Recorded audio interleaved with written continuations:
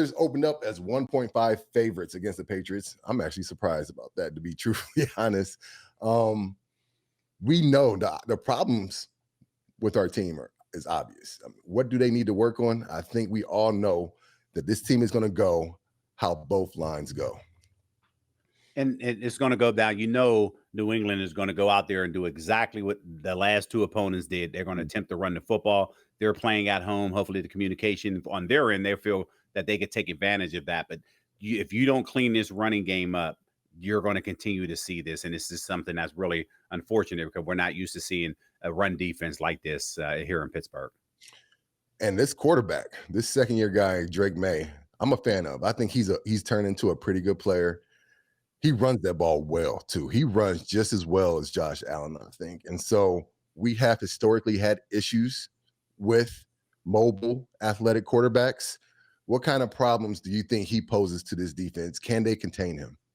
Yeah, they're going to probably go back and use that Justin Fields film with New York and that RPO to see if there's things that they could take advantage of there, especially since the Jets were very successful on first down. They averaged 8 yards on first down, so putting him in those third and short opportunities. That's what you want to do with a young quarterback, making sure you stay ahead of the change. So that's something that I think that they're going to utilize, and then see if there's, with the injury of Alex Highsmith not being available, to see if Nick Herbert can step up, at least from the speed perspective that Alex Highsmith brings. And right now, I don't know if you saw the run charts or not, but everything is running away from TJ right now. Mm-hmm. So Terrell Austin, defensive coordinator, has to figure out a way of moving TJ around because it's heavy away from TJ. Offensively, can we get away? Or you mentioned that Aaron had been sacked 15 times already. And so I know the coaches know this and have to adjust their game plan accordingly.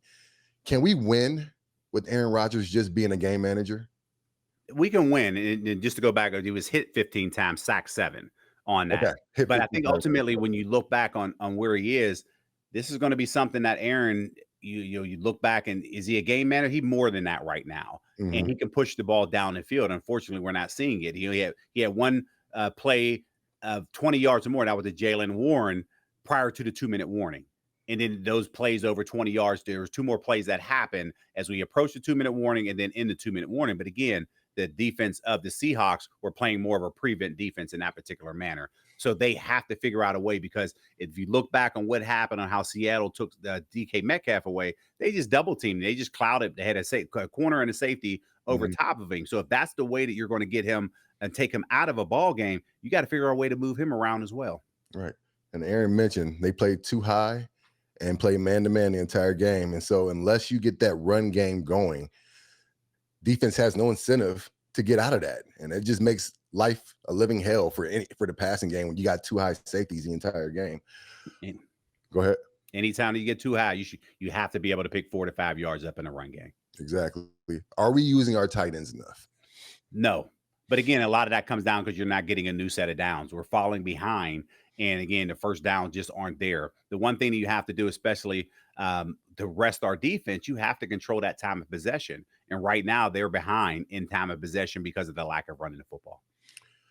Are you concerned by the lack of sacks from TJ Watt? I am. And when I saw the reports that said he's now 6 games without a sack, I'm just like, wow, that was baffling to me because I would never even thought that was the case. But here we are. He's close. He is very close as it relates to pressures and almost a sack. Just like when Jack Sawyer picked up the sack, TJ was right behind him there. Mm-hmm. So again, we just got to get him more involved. He's aware of it. He understands that. And right now they're going to try to figure out ways to move him around because they're doing it on third down. You just got to figure out what that looks like on first and second, where he can become dominant. Is there any easy fix for his defense? Do you see us bringing more pressure this week than we have in the past 2 weeks?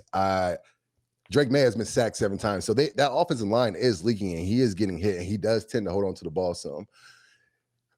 Is the way to get pressure, with Highsmith probably being out for a couple of weeks and offense is targeting TJ Watt with their game plan, how do we get more pressure? Do you see us bringing more blitzes and dogs, or do you think we have the personnel to do it with just the front guys? Yeah, the tendency is to say no because we haven't been known as Blitzburg in a long time. Mm-hmm. So that hasn't happened over the course of the last 2 weeks. The injuries are starting to pile up on that side of the ball. But whoever the replacements are, can they now catch up, get themselves up to speed to be ready be ready for whatever play call is coming on that defensive side. And unfortunately, right now, I just don't see it happening because of the injuries. But again, that can change on Sunday. We'll see. Charlie Batch Bets. That's where we're going to have a segment called the Charlie Batch Bets, because you seem to get these right.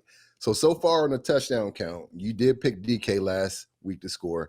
Week 1, we have 4 scorers: Calvin Austin, Ben Skoranek, Jalen, and Jonnu Smith. Who scores for us this week, Charlie?